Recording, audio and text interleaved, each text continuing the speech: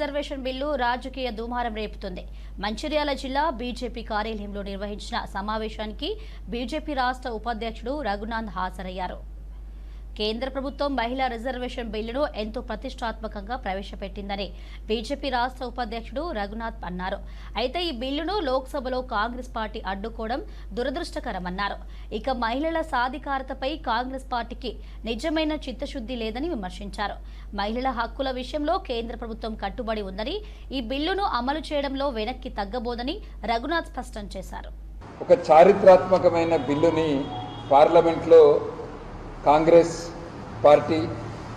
పార్టీతో పాటు వాళ్ళ యొక్క మిత్రపక్షాలైన డిఎంకే, సమాజ్వాదీ పార్టీ, తృణమూల్ కాంగ్రెస్ ఈ 4 పార్టీలు కలిసి మహిళా రిజర్వేషన్కి సంబంధించిన బిల్లుపై వ్యతిరేకంగా ఓటేసి ఆ బిల్లుని పాస్ చేయనీయకుండా చూడడం జరిగింది. ఈ మహిళా రిజర్వేషన్ బిల్లు 1996 నుంచి ఇప్పటి వరకు పార్లమెంట్లో 8 సార్లు ఇది ప్రవేశపెట్టడం జరిగింది. ప్రతిసారి ఈ బిల్లు ప్రవేశపెట్టినప్పుడు కాంగ్రెస్ పార్టీ, సమాజ్వాదీ పార్టీ వాటి యొక్క మిత్రపక్షాలు ఏదో ఒక డ్రామా వేసి, మనం గతంలో చూసినాం, మహిళా రిజర్వేషన్ బిల్లుని చింపేయడం కూడా జరిగింది. ప్రతిసారి ఏదో ఒక సాకుతోటి ఈ బిల్లుని అడ్డుకుంటారు. మనం చరిత్రలో చూద్దాం, కాంగ్రెస్ పార్టీ అధికారంలో దాదాపు 60 సంవత్సరాలు ఉండే, కానీ కాంగ్రెస్ పార్టీ ఎన్నడూ కూడా మహిళలకు రిజర్వేషన్ ఇవ్వాలి, చట్టసభలలో, అసెంబ్లీలలో, పార్లమెంట్లో 33% రిజర్వేషన్లు మహిళలకు ఇవ్వాలని కాంగ్రెస్ పార్టీ ఎన్నడూ కూడా ప్రయత్నం చేయలేదు. బిల్లు ప్రవేశపెడితే ఆ బిల్లును ఎట్లా ఓడగొట్టాలని కాంగ్రెస్ పార్టీ ఆలోచించింది. మన తెలంగాణలో చూసుకుందాం, ఒక ఎంపీ పెరిగే బదులు ఇప్పుడు 9 ఎంపీలు పెరుగుతాయి. మనకు ఈ ప్రపోజల్లో 9 మంది కొత్త వాళ్ళకు అవకాశాలు వస్తాయి.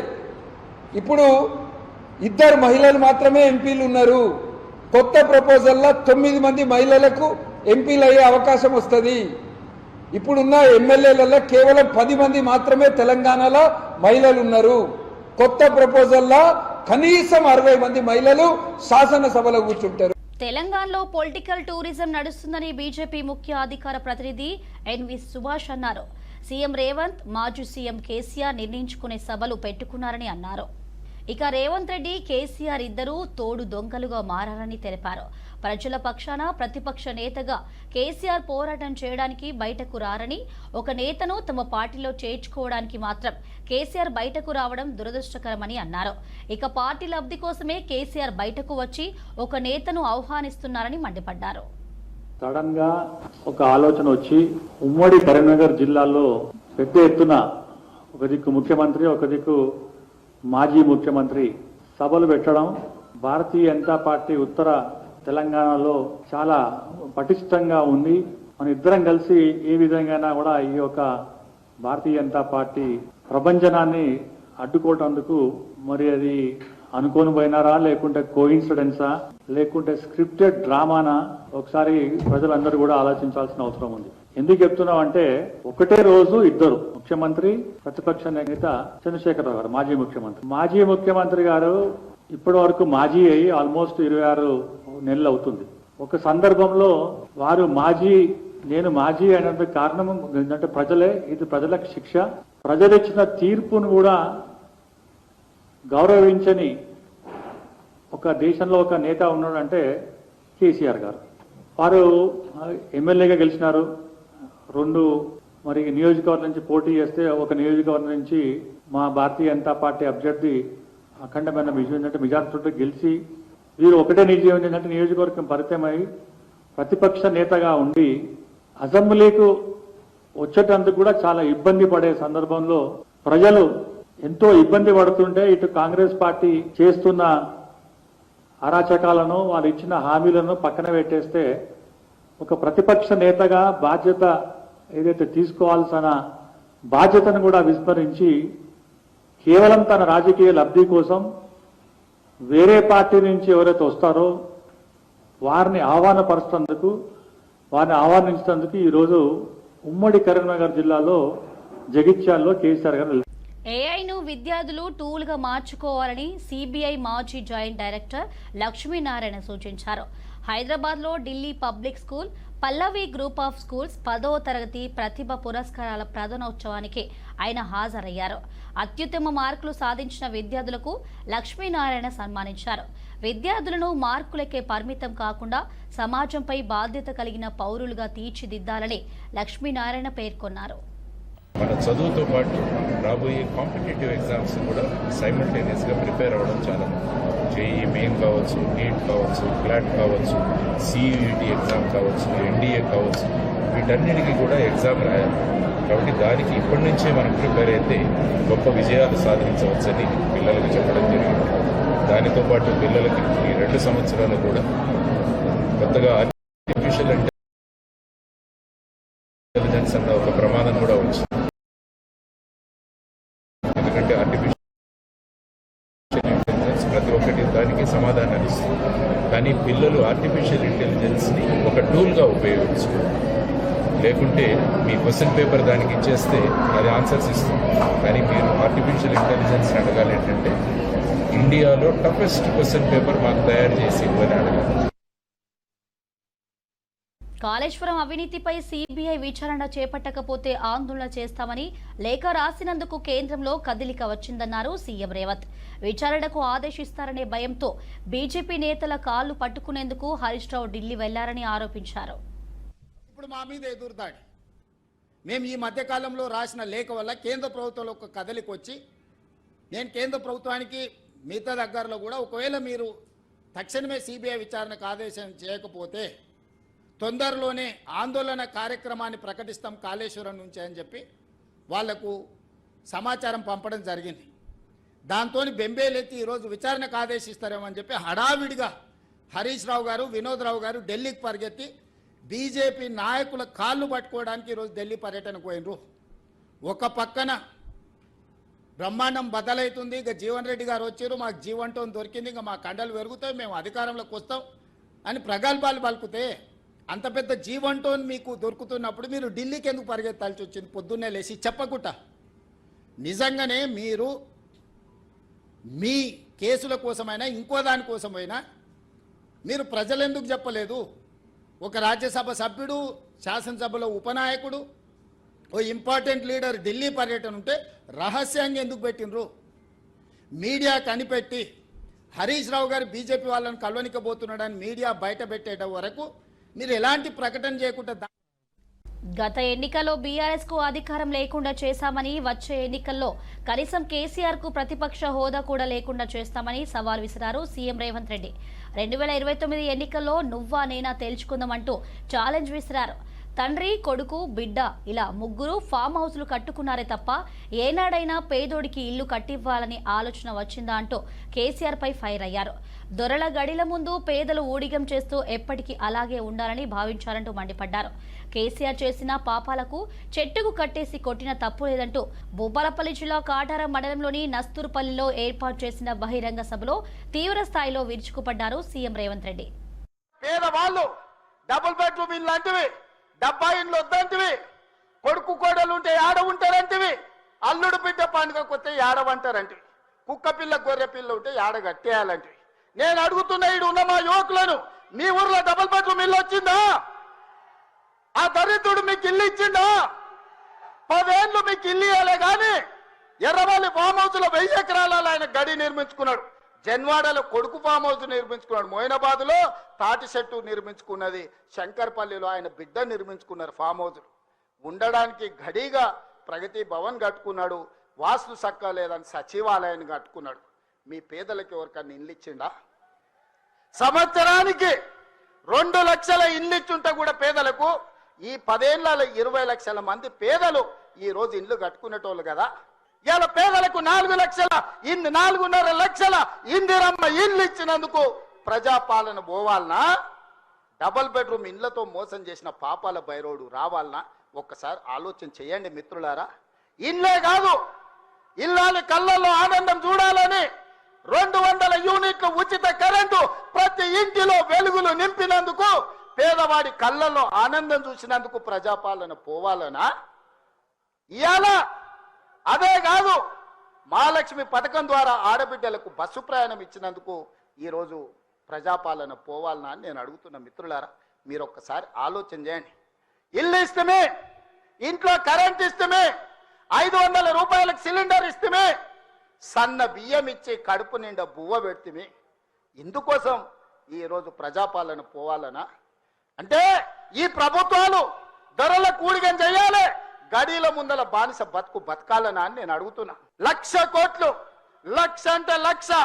ఈ రోజు కాళేశ్వరం మొత్తం చూసి వచ్చిన కడుపు మండుతుంది. నిజంగానే ఈ చట్టాలు ఇవి లేకపోతే ఆటవిక రాజ్యమే అయితే అడవిలో చెట్టుకు ఊరేసిన తప్పు లేదు. 1,00,000 కోట్ల రూపాయలు గోదావరిలో మంట కలిపినందుకు పేరు మారుస్తవి, ఊరు మారుస్తవి, అంచనాలు మారుస్తవి, 1,00,000 కోట్లు దిగమింగుతవి. కాళేశ్వరం అని కడితే 3 ఏళ్లలోనే కూలేశ్వరం అయిపోయింది. దీనికి చెట్టుకు ఉరేసిన పాపం లేని తప్పులు చేస్తే అయినా ప్రజాస్వామ్యాన్ని నమ్మే మేము ఈరోజు సిబిఐ విచారణకి ఇచ్చినాం తప్ప చెట్టు గట్టేసి కొట్టలేదు. అదే నిజాం సర్కార్ అయితే ఇట్లా తప్పు చేసిన వాళ్ళు ఊర్లో కోదండం వేసి లాగులో తొండలు ఇడిచి తిరిగింది కలగొచ్చేటోళ్ళు ఇట్లాంటి తప్పులు చేసిన వాళ్ళు. కానీ కాంగ్రెస్ పార్టీ కార్యకర్తల ప్రభుత్వం మంచిది కాబట్టే ఈరోజు ఇవన్నీ చేయలేదు. ఇవి చేసినందుకు పాపాల భైరవుడు రావాలనా? దేనికోసం రావాలి? మళ్ళా కొడుకును ముఖ్యమంత్రిని చేయడానికి, అల్లుని మంత్రిని చేయడానికి, సారాలో సోడా పోసేటోని రాజ్యసభ చేయడానికి, బిడ్డకు ఎమ్మెల్సీ చేయడానికి పాపాల భైరవుడు రావాలనా? దేనికోసం రావాలయ్యా నేను అడుగుతున్నా. ఇంతకాలం ముసుగు తొడుకొని బతికిడు, ఈ నాలుక ఆ ముసుగు తొలగిపోయింది.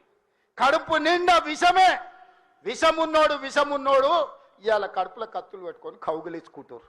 చూస్తున్నాం. ఆయన ప్రభుత్వం వస్తాడంటే ఈయనకు పదవి ఇస్తాడంట.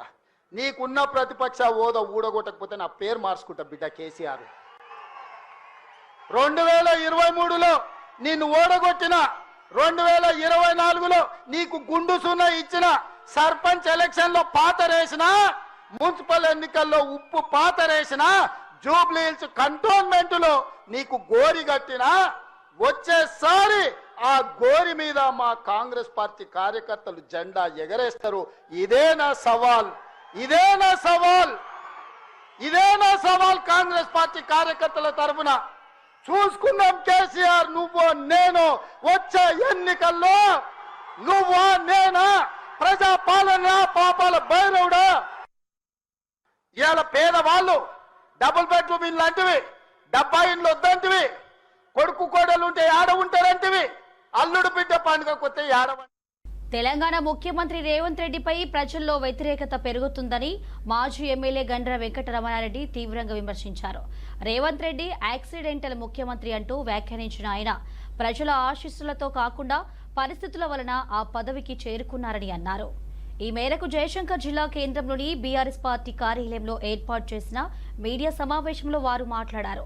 అందరూ అయినలా తొక్కుకుంటూ ఎదగలేరని వ్యాఖ్యానించారు. సీఎం నిర్వహిస్తున్న సభలు ప్రజాధనం వృధా చేయడమే తప్ప ప్రజలకు ఉపయోగం లేదని ఆరోపించారు. భారత రాష్ట్ర సమితి అధ్యక్షులు, తెలంగాణ రాష్ట్ర సాధకుడు, తెలంగాణ రాష్ట్ర తొలి ముఖ్యమంత్రి చంద్రశేఖరరావు గారు జగిత్యాల్లో ప్రజా ఆశీర్వాద సభను నిన్న సీనియర్ నాయకుడు, కాంగ్రెస్ పార్టీలో సుదీర్ఘకాలం పనిచేసి ఆ పార్టీ యొక్క విధానాలు, ముఖ్యమంత్రి యొక్క కక్ష సాధింపు చర్యలకు నిరసనగా పార్టీకి రాజీనామా చేసి ఆయన పార్టీకి సంబంధించినటువంటి చాలామంది అభిమానుల మధ్య నిన్న కేసీఆర్ గారి సమక్షంలో పార్టీలో చేరడం జరిగింది. ఆయన రాకతో నిన్న జరిగిన సమావేశంతో పార్టీకి నూతన ఉత్తేజాన్ని ఇవ్వడం మా అందరికి కూడా ఎంతో ఆనందం కలుగుతూ ఉంది. నిన్న కేసీఆర్ గారు వచ్చి జగిత్యాల్లో మీటింగ్ పెడతామని చెప్పి దాదాపు ఒక 10 రోజుల ముందే నిర్ణయం తీసుకోవడం జరిగింది. జగిత్యాల్లో పార్టీ సభ ఉండబోతూ ఉన్నది. దాని కంటిన్యూషన్ ఏంటంటే 27వ తారీఖు నాడు పార్టీ యొక్క ఆవిర్భావ దినోత్సవం కూడా ఉన్నది. దాన్ని పురస్కరించుకొని 2 మీటింగ్లు ఎందుకు, ఒక మీటింగు జగిత్యాల్లో, అదేవిధంగా పార్టీ సీనియర్ నాయకులతో ఒక ప్లీనరీ నిర్వహించాలని చెప్పి ఇదివరకే నిర్ణయించుకోవడం జరిగింది. ఎప్పుడైతే మేము జగిత్యాల్లో మీటింగ్ పెడతామని చెప్పిన సందర్భంలో ముఖ్యమంత్రి ఆయన పోటీ సభ నిన్న పెట్టడం జరిగింది. అది కూడా పూర్వ కరీంనగర్ జిల్లాలో భాగమైనటువంటి కాటారంలో పెట్టి ముఖ్యమంత్రి గారికి జిల్లాకు ఈ ప్రాంతానికి రావడం కొత్త ఏం కాదు. మొన్న ఫిబ్రవరి 8వ తారీఖు నాడు మున్సిపల్ ఎన్నికల సందర్భంగా ఈ భూపాలపల్లికి ఇక్కడికే వచ్చిండు. ఇక్కడ నుంచి కాటారం ఒక 25-30 కిలోమీటర్ల దూరం ఉంటుంది. ఇక్కడికి వచ్చి కూడా చాలా పెద్ద పెద్ద మాటలు మాట్లాడు. ఇక అసలు ఆయన మాటలకు అంతు పొంతు లేదు. ఆయన మొత్తం సత్యశీలుడైనట్టు, ఆయన పుట్టిందే ధర్మం కొరకు అన్నట్టు మాట్లాడుతూ మిగతా వాళ్ళందరూ కూడా పనికిరాని వాళ్ళు అన్నట్టు మాట్లాడుతూ ఉన్నారు. అయ్యా రేవంత్ రెడ్డి గారు, మీరు యాక్సిడెంటల్ ముఖ్యమంత్రి. ఈ రాష్ట్రానికి అనుకోకుండా జరిగినటువంటి ఒక పరిణామాల్లో యాక్సిడెంటల్గా నువ్వు ముఖ్యమంత్రి అయినావు. కాంగ్రెస్ పార్టీలో అవకాశం వచ్చినా నీకంటే చాలామంది సీనియర్లు ఉన్నారు, వాళ్ళందరూ కాదని నీ అంత అబద్ధాలను చెప్పడంలో దిట్టగా వాళ్ళు లేకపోవచ్చు. నీలాగా చెప్పుకుంటా తొక్కుకుంటా వచ్చిన నీలాగా తొక్కుకుంటూ వచ్చే స్వభావం లేకపోవచ్చు. కాబట్టి నువ్వు ముఖ్యమంత్రి అయి ఉండొచ్చు. ముఖ్యమంత్రి అయితే ముఖ్యమంత్రి యొక్క బాధ్యత ఏంది? ముఖ్యమంత్రి పదవి వచ్చినప్పుడు ప్రజలకు వాగ్దానాలు చేసి ఆ రోజు 6 గ్యారెంటీలు 420 హామీలు ఇచ్చి ప్రజలకు ఒక విశ్వాసం కలిగిస్తే ఈరోజు ప్రజలు మిమ్మల్ని నమ్మి ఓట్లేసినందుకు మీరు చేయాల్సిన పని ఏంది? హామీలు అమలు చేయాలి. గత ప్రభుత్వానికంటే భిన్నంగా నీ యొక్క పరిపాలన ఉండాలి. నీ యొక్క మార్కు ఈరోజు రాష్ట్ర ప్రజల మీద కనబడాలి. ఏముంది నీ యొక్క మార్కు? ఏం మార్క్ అంటే, కేసీఆర్ గారు ముఖ్యమంత్రి ఉన్నప్పుడు యాసంగి నాట్లేసే కంటే ముందు పైసలు పడేది. నువ్వు వచ్చినాక ఏమైందంటే ఫిబ్రవరిలో ఇక్కడికి వచ్చి చెప్పిండు, ఎలక్షన్లు కాగానే నీకు రేపే పడతాయి రైతు బంధు పైసలు అన్నాడు. మొన్న ఒక్కొక్క ఎకరానికి వేసిండు 6,000 రూపాయలు. ఇక మళ్ళీ నిన్న మీటింగ్ పెట్టిండు. నేను అనుకున్నా నిన్న మీటింగ్తో మొత్తం అందరికీ ఎత్తడం అనుకుంటే మళ్ళీ నేను 2,000 కోట్ల రూపాయల చిల్లర వేస్తా అని చెప్తాను. ఇక దానికి పెద్ద ఆర్భాటం. మొత్తం ప్రజాధనం ఎట్లా దుర్వినియోగం అంటే ఊరూరికి బస్సులు పంపిళ్ళు. మా మహిళా సోదరి మళ్ళ మీద హుకుం జారీ చేసిండ్రు. ఎక్కాల బస్సులు ఎక్కకపోతే మీ సంగతి చెప్తామని చెప్పి వాళ్ళ మీద ఒత్తిడి పెట్టిళ్ళు. కానీ మొత్తం కూడా బస్సులలో ఎక్కిన జనం చూస్తే పెద్దగా ఆసక్తి ఎవరు చూపెట్టలే. ముఖ్యమంత్రి ఎంతసేపు జోష్గా ఎంత గట్టిగా మాట్లాడినా ప్రతిస్పందన వస్తలేదు. అయిపోయింది. ముఖ్యమంత్రి పట్ల, ఈ ప్రభుత్వం యొక్క పనితీరు పట్ల ప్రజలకు విశ్వాసం అనేది పూర్తిగా పోయింది. కాబట్టే ఈరోజు చాలా గట్టిగా చెప్తా ఉన్నాడు. ఇచ్చినటువంటి పరిపాలన సమయాన్ని చక్కగా పరిపాలన చేయకుండా వచ్చేది వచ్చేది నేనే అంటే నీవు అనుకొని నేను అనుకుంటే కాదు, ప్రజలు అనుకోవాలి. ఈ ముఖ్యమంత్రి మళ్ళీ వస్తే బాగుంటుందా అని ప్రజల ఆలోచన. ప్రజలు ఇప్పటికే నిర్ణయం అయిపోయిండు. రేవంత్ రెడ్డి పోవాలి, కేసీఆర్ రావాలి. రేవంత్ రెడ్డి వద్దు, కేసీఆరే మాకు ముద్దు అనే నినాదం ఇప్పుడు ప్రజల్లో చర్చ జరుగుతూ ఉన్నది. ఎందుకంటే కేసీఆర్ గారు ఉన్నప్పుడు మాత్రమే ప్రజలకు కావాల్సినటువంటి అవసరాలు తీర్చిండు. ఈరోజు తాగునీటి సమస్య కావచ్చు, సాగునీటి సమస్య కావచ్చు, ఎకరానికి రైతు బంధు ప్రతి 2 విడతలుగా నాట్ల కంటే ముందు ఇవ్వడం కావచ్చు, ఈరోజు మారుమూల ప్రాంతాలు అభివృద్ధి చెందడంలో కావచ్చు, 24 గంటల కరెంట్ ఇవ్వడంలో కావచ్చు, సకాలంలో ఎరువులు ఇవ్వడం కావచ్చు, వడ్ల కొనుగోలు కేంద్రాలు ఏర్పాటు చేసి వడ్లను కొనుగోలు చేయడం కావచ్చు. 1 కాదు 2 కాదు ఎన్నో కార్యక్రమాలు కేసీఆర్ గారి హయాంలో జరిగినాయి. కాబట్టి ప్రజలందరూ కూడా మళ్ళీ కేసీఆరే రావాలి, ఈ ప్రభుత్వం పోవాలి అనేటువంటి మాట చెప్పే సందర్భాన్ని రేవంత్ రెడ్డి గారు ఆయన జూబ్లీహిల్స్లో కూర్చొని, ఆయన ఇంట్లో కూర్చొని ఆయన భజనా పరులు చెప్పే మాటలు విని అంతా బాగుందనుకుంటే మేము చేయగలిగింది ఏం లేదు.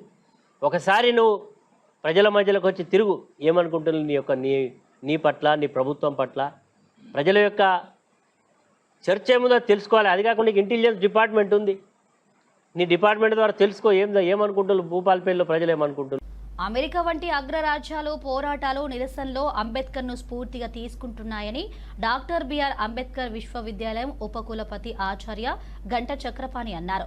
All India SC ST rights protection society అధ్యక్షుడు మురళీధర్ రావు అధ్యక్షతన ఖైరతాబాద్లో భారత రాజ్యాంగం, ఎస్సీ ఎస్టీల ఓబీసీల సమస్యలు అనే అంశంపై జాతీయ సదస్సుకు హాజరయ్యారు. దేశవ్యాప్తంగా అన్ని రంగాల్లో కుల వివక్ష స్పష్టంగా కనిపిస్తుందని గంట చక్రపాణి తెలిపారు. అంబేద్కర్ గారు రాజీనామా చేసి వచ్చినప్పుడు ఆ సభలో ఉన్న ఏఎంపీ బయటకు రాలేదు. ఏఎంపీ వచ్చి సార్ ఉండండి, మీరు మనందరం కలిసి కొట్లాడదామని ఎవరు అనలేదు. అంబేద్కర్ గారు బతికున్నంత వరకు ఏ దళిత నాయకుడు, ఏ బహుజన నాయకుడు ఆయనను వెండుదట్టి మేము మీతో ఉన్నామని చెప్పలేదు. ఇదంతా చరిత్రలో ఉన్నది. ఏ మిషన్ అయినా సరే మీ వరకు మీరు కంటిన్యూ చేస్తున్నారు, అది రాకపోతే అంతరించిపోతుందని మీరు అనుకోకండి. మీ సంస్థకు మీ పిల్లలు రాకపోవచ్చు, వాళ్ళ ఐటీలో వెళ్ళి ఉండొచ్చు. ఇప్పుడు జెన్జీకి అంబేద్కర్ గురించి ఎంత తెలుసో నాకైతే అనుమానం. అయినా సరే ఇంకొక రూపంలో ఈ చైతన్యం అనేది కంటిన్యూ అవుతాడు. అంబేద్కర్ ఆరిపోయే జ్యోతి కాదు, మీరు ఆందోళన చెందాల్సిన. జగిత్యాల ఎమ్మెల్యే సంజయ్ కుమార్ చేసిన వ్యాఖ్యలు తెలంగాణ పాలిటిక్స్ ను మరింత హీట్ ఎక్కించాయి. సీనియర్ నేత జీవన్ రెడ్డి బీఆర్ఎస్ లో చేరడంతో ఆ పార్టీలో ముస్లిం ఏర్పడిందన్నారు సంజయ్ కుమార్. ఇక జీవన్ రెడ్డి చేరికను జీర్ణించుకోలేకనే హరీష్ రావు బీజేపీలో చేరబోతున్నారని, ఆయనకు మరో 10 మంది బీఆర్ఎస్ ఎమ్మెల్యేలు జతకట్టారంటూ హాట్ కామెంట్ చేశారు.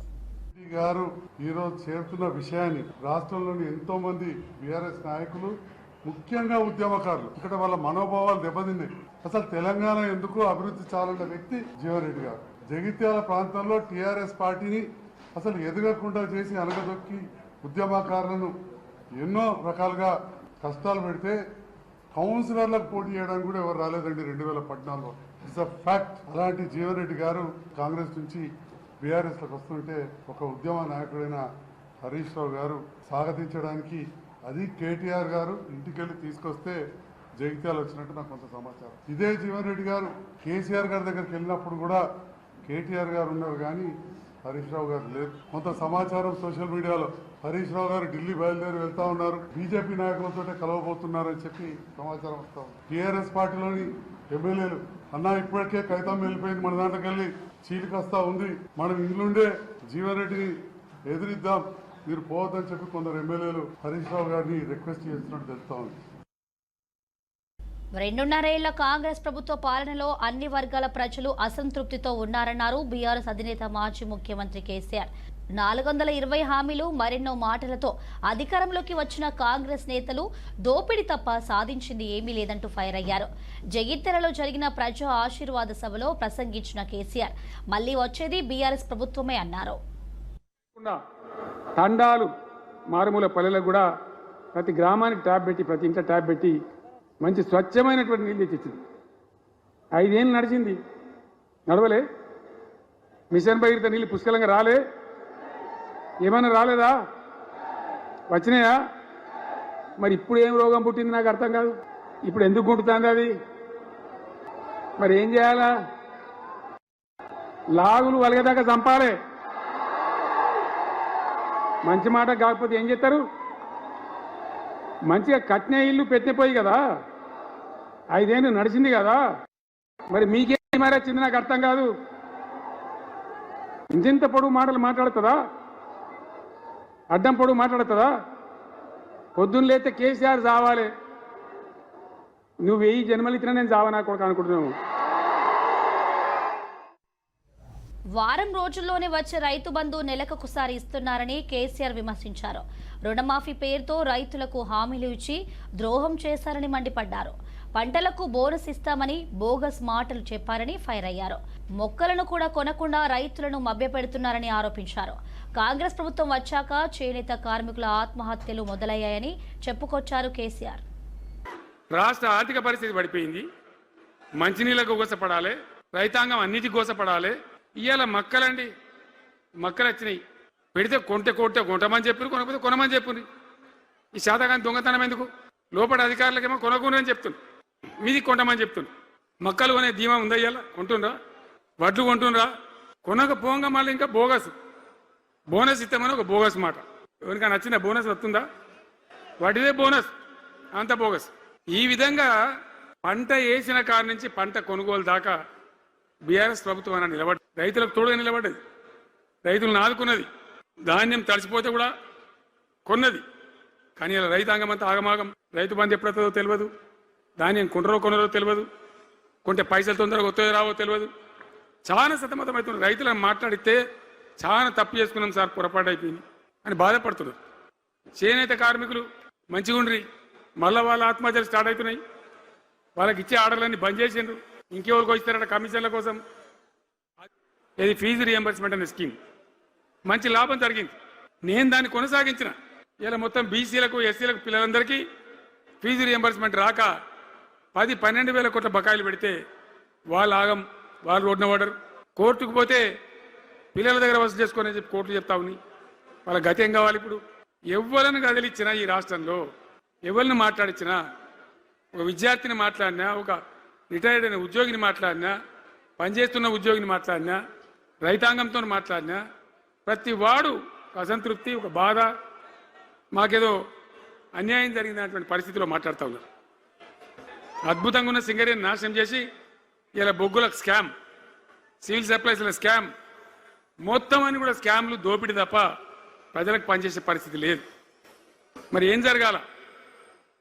కాంగ్రెస్ వాళ్ళు చెప్పిన మాటలు వింటే ఈ మాటలు కూడా.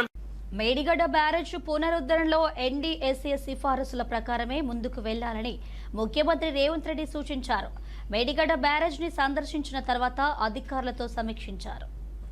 ప్రతి పరీక్షని 1-2 సార్లు నిర్ధారణ చేసుకుని ముందడుగు వేయాలని దిశానిర్దేశం చేశారు. నవంబర్ చివరి నాటికి డిజైన్లు ఖరారవుతాయని అధికారులు తెలిపారు. ఆ తర్వాత పనులపై స్పష్టత వస్తుందని వివరించారు. పరీక్షల్లో వేగం పెంచాలని మంత్రి ఉత్తమ్ ఎన్డీఎస్ఏ చైర్మన్ అనిల్ జైన్ సూచించారు.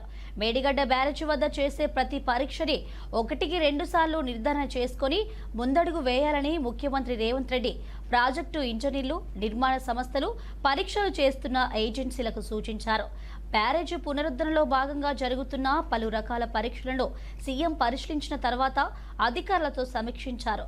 తొలుత బ్యారేజ్ వద్ద కుంగిన 7వ బ్లాక్లోని పియర్స్ 20, 21, 22 వద్ద రిగ్గుల ద్వారా బోర్వెల్ డేటా కోసం జరుగుతున్న పనులు, geo technical, geo physical, GPR పరీక్షల కోసం సేకరించిన నమూనాలు పరిశీలించారు.